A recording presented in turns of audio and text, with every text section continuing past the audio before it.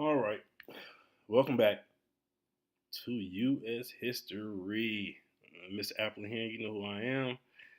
I'm not gonna be here until Wednesday, but you should have completed by now your mini Q from the Dust Bowl that was handed to you on Friday.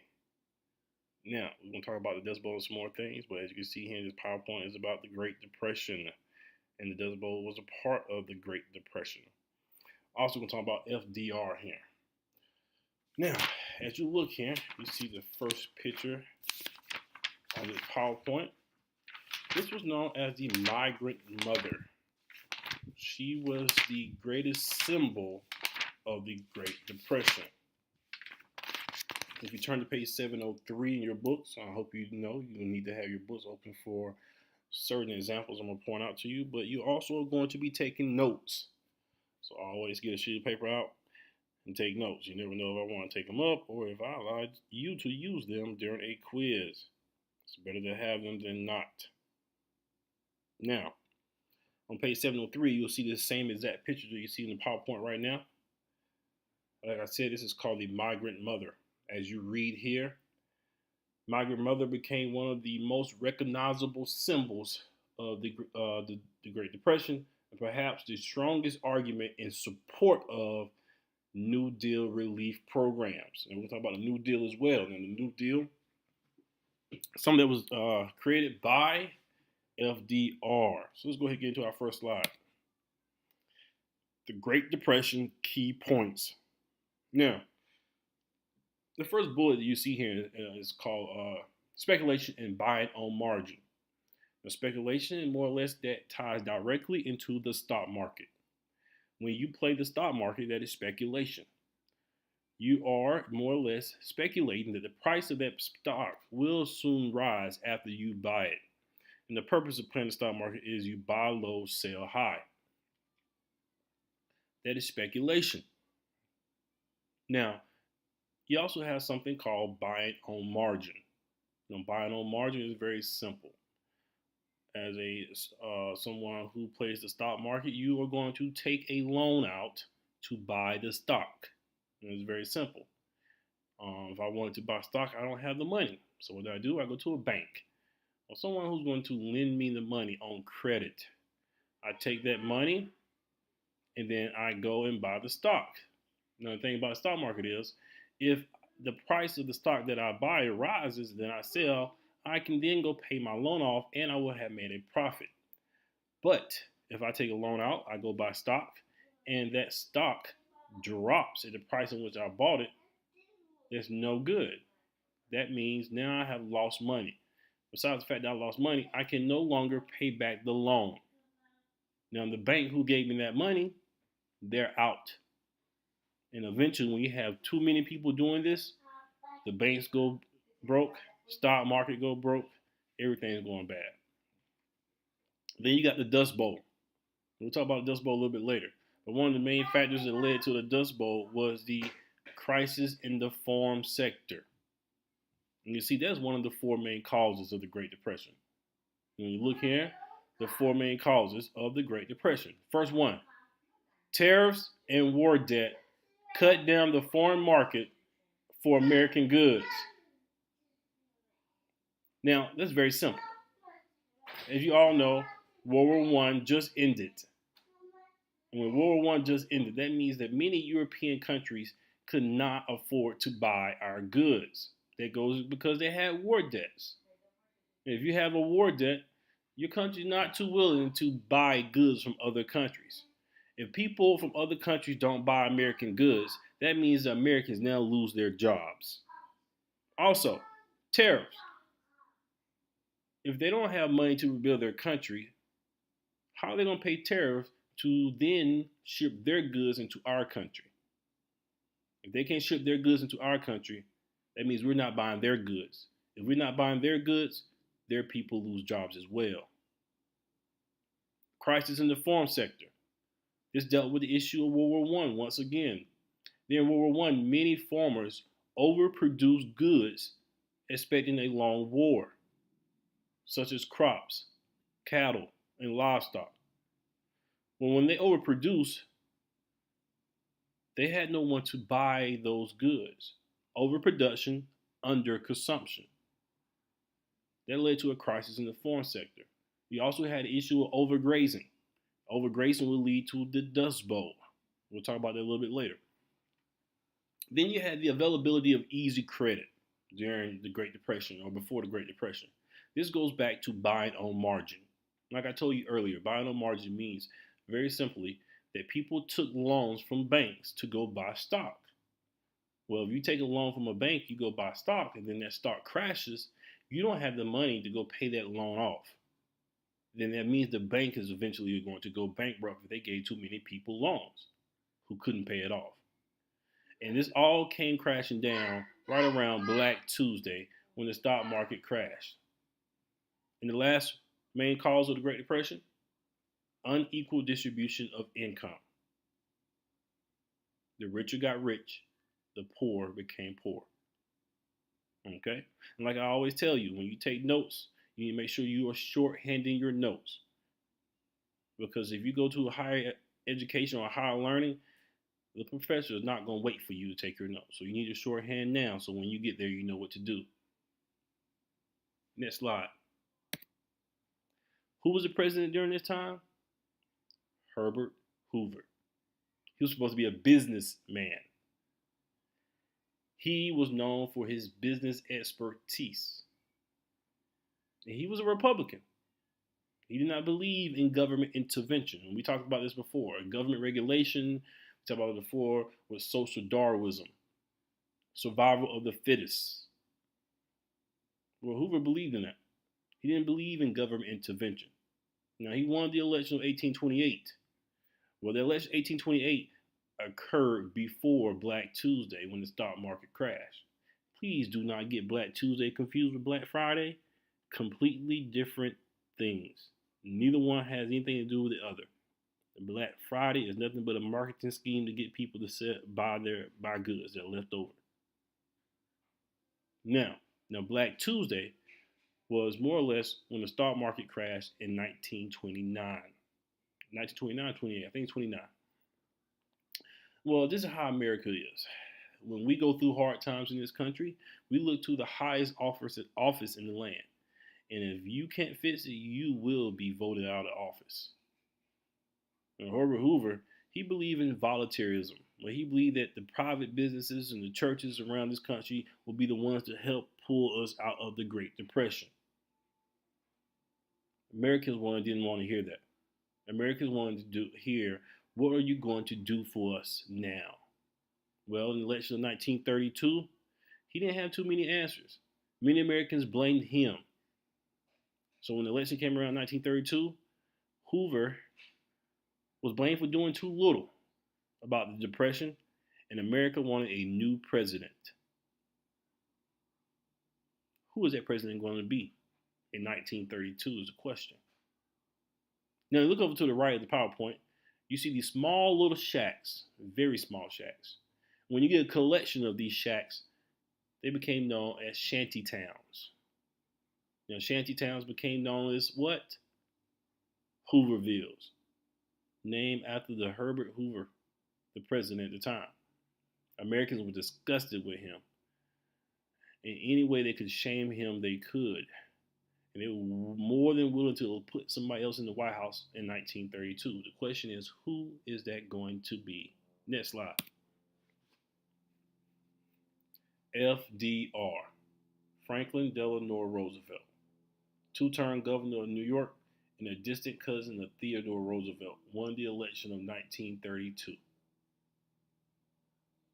Now, Roosevelt went around the country campaigning on a new deal for the American people. Inaugurated in March of 1933, the 20th Amendment moving the presidential inauguration to January was not ratified until February 1933. It's very important. If you realize Obama and Trump were all inaugurated in January. Well, FDR was inaugurated in March, which means it gave him a lot more time to come up with a plan to pull America out of the Great Depression. That plan will be called the New Deal. Next slide. During those 4 months of waiting, FDR worked with his team of advisors of professors, lawyers, and journalists known as the Brain Trust, some of the smartest people in the country at that time. And they came up with a way to fight the Great Depression. Roosevelt began to create a set of policies for his new administration designed to solve the problems of the Great Depression. These policies were known as the New Deal. Now, understand that many historians believe FDR's New Deal did not pull us out of the Great Depression. Many historians believe that World War II pulled us out of the Great Depression. And the vision or the aspect or the hindsight of the New Deal is more or less that the New Deal helped many Americans that were suffering and made the American people feel as though someone cared and someone was doing something to fight for them. But many historians argue that the New Deal did not pull us out of the Great Depression. The thing that pulled us out of the Great Depression will be World War II and the mobilization of many major industries that we were not using the decade before. Next slide. Like I said earlier, Roosevelt went around the campaign trail and he went from town to town throughout America promising a new deal. And Roosevelt had to fight 25% unemployment, extremely high at this time. Just to give you a little idea, during 2009, during the Great Recession that Obama had to deal with, unemployment hit a high of 10.5%, 10.5, and that was extremely high. To have a good economy, you should have your unemployment rate between 3 to 4%. Obama had his at 10 when he came into the White House. FDR had to deal with 25% during the Great Depression. Extremely high. In Roosevelt's first 100 days, millions of Americans had benefited from the New Deal. But liberal critics argue that it did not go far enough. These were people who were on the same party, on the same side as FDR. They argue he did not go far enough. To give you another example, somebody you can relate to, you understand, Obama came into the White House in 2009. Like I said, he dealt with 10% unemployment. That first month he was in the White House, Obama, this country lost 800,000 jobs that month. So Obama came up with his own policy to help the people that were suffering during the Great Recession. He came up with something called a stimulus bill. That stimulus bill had $780 billion to spend by our federal government. $780 billion. Many people argue that, well, Obama did not go far enough, saying he should have spent $1 trillion. No different from FDR. One of his most fiery critics was Senator Huey Long of Louisiana, and he argued that Roosevelt did not go far enough with the New Deal. He believed he should have went further and spent more money to help pull America out of the Great Depression.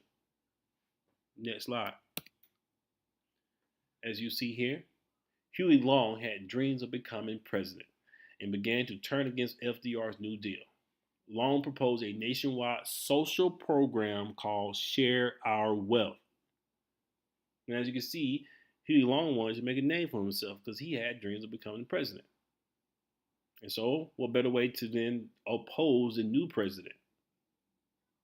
And he came up with something called Share Our Wealth. Now, many people will call this socialism. Many people will say, we don't want socialism in America. Many people don't realize we already have socialism in America. It started under FDR. Now, Share Our Wealth, as you can see, was a term where it's socialism where everybody puts into the pie and everybody gets something out. But see, that's the thing. Everybody can't afford to put into the pie. Many of the poor people in this country cannot put into the pie, but yet they receive something from that piece of pie. And that was the issue. Now, in FDR's second 100 days off, his policies became known as the Second New Deal.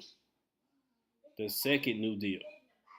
Now, these 100 days are very important to presidents. When you first come into the White House, that first 100 days can more or less make or break you as a president. It can make or break you as a president. That's the first 100 days. You're going to be in there for 4 years.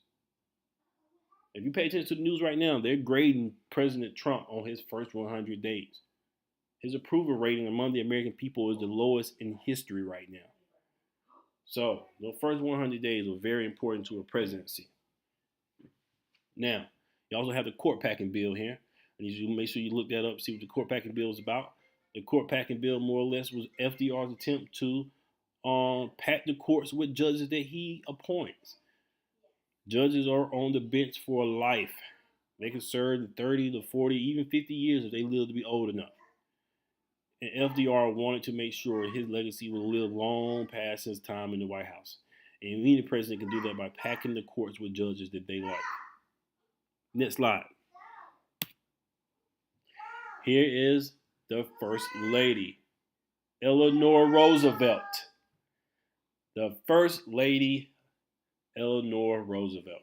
She was the wife of FDR, a social reformer who combined her deep humanitarian impulses with great political skill. And she fought for the advancement of who? Women. Yes, that's correct. Good job.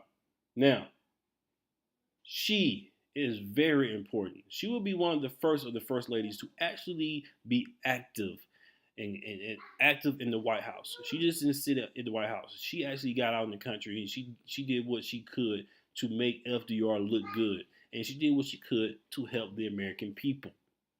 If you know anything about FDR was stricken with something called polio. And when he contracted polio, eventually his body began to break down.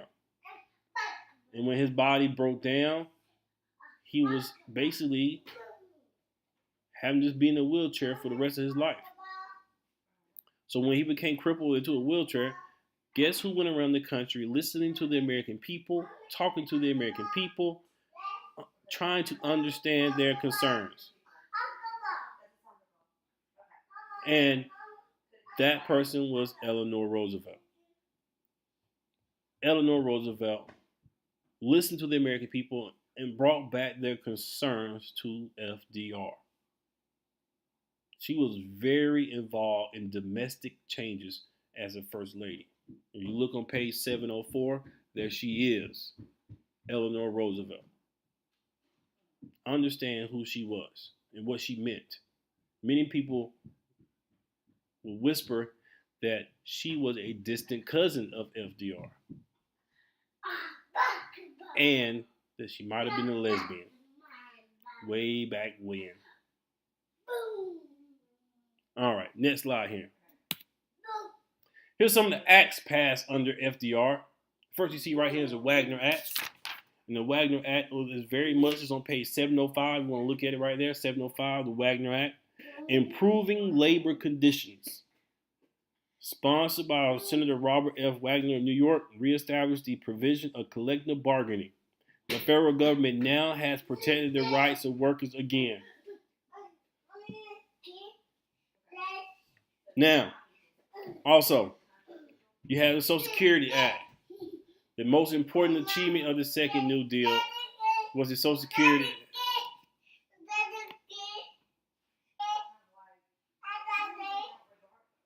All right. There's another act that was passed, the Social Security Act. This was the most important achievement of the Second New Deal. The Social Security system.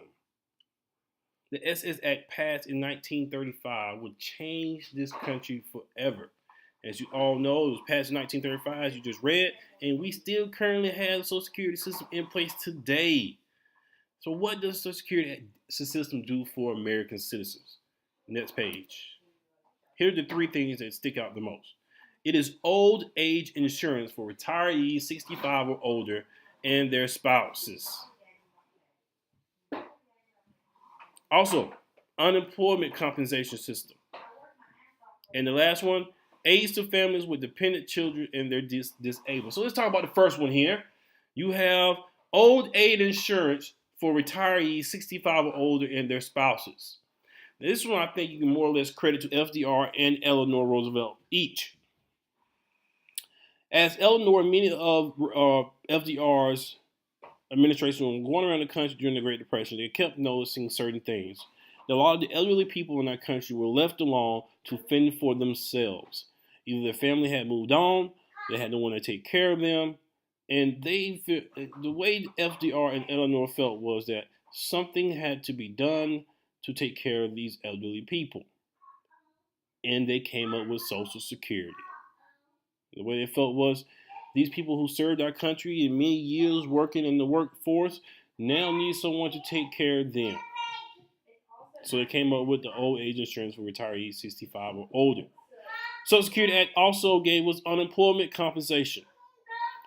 It was very important during the Great Depression. It was also important during Obama's time under the Great Recession, where we had high unemployment rates during both times. During the Great Depression, the unemployment rate was 25%. Under Obama's Great Recession, the unemployment was at 10.5%. And that is an important factor here when it comes to understanding unemployment compensation. For those people who lost their jobs because of the Great Depression, or in Obama's case, the Great Recession, they needed something to help them through that time period until they were able to find another job. And unemployment compensation was that. The government will pay you after you lost your job. Now, when I say lost job, it does not mean you were fired. It does not mean you quit. It means you lost your job. And then you have aids to family with dependent children and the disabled. Another key aspect here, okay, of the Social Security Act. And then we're going to talk about the farm sector. FDR was highly committed to the conservation and promoted the Soil Conservation Service, the SCS. Now, the SCS taught farmers how to conserve the soil through contour plowing, terracing, and crop rotation to prevent the erosion that led to Dust Bowl as well as overgrazing. Now, this is very important when we talk about the Dust Bowl. You did your mini-Q last on Friday, and that mini-Q should give you a good insight about the Dust Bowl. And one of the couple of the reasons that led to the Dust Bowl was overgrazing. You also had something to do with the drought. Now, the Dust Bowl, if you look on page, let me find the page. The Dust Bowl is on page, let me see. I might have missed it. Did I miss it? Yeah, let me go back. The Dust Bowl is on page, so chapter 22,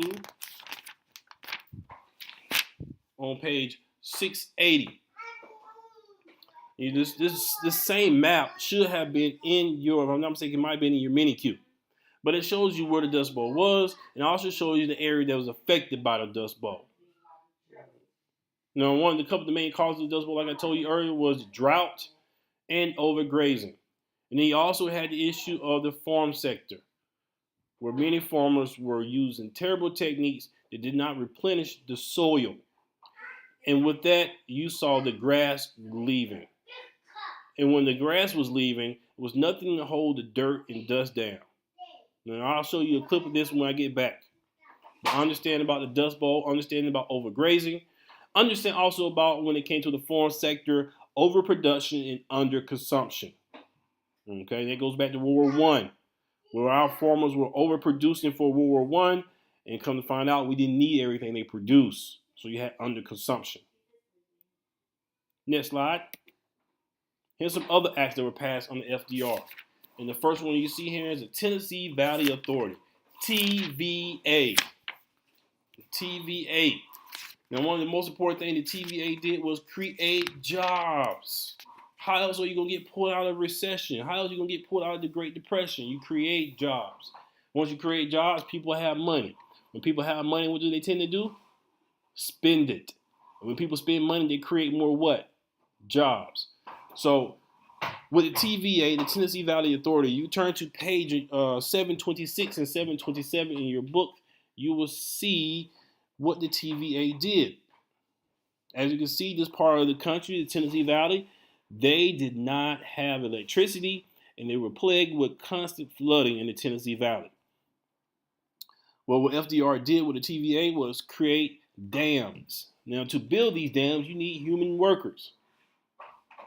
That created jobs for Americans by building these dams. And then when they built these dams were able to provide electricity for the many people who live in the Tennessee Valley.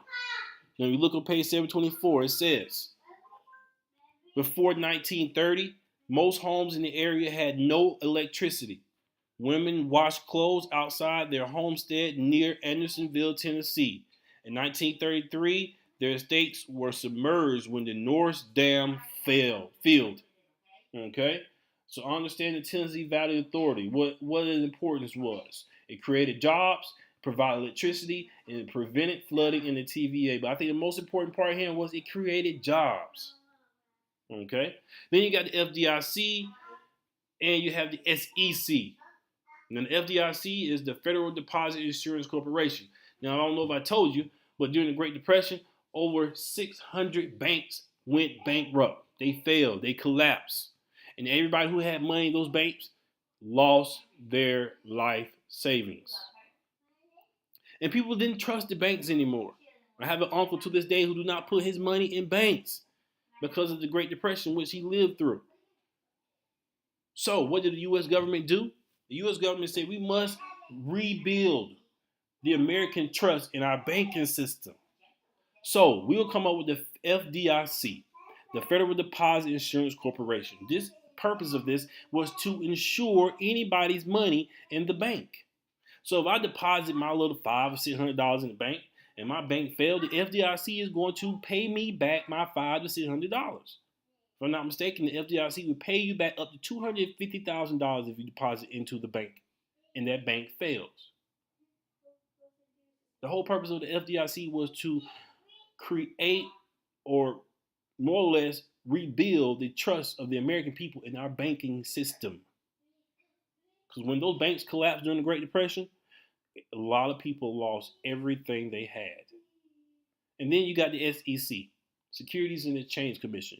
The whole purpose of the SEC is to regulate the activity of the stock market, to make sure nobody's cheating the stock market, to make sure the stock market don't get out of hand. I have another example of what happened on Black Tuesday.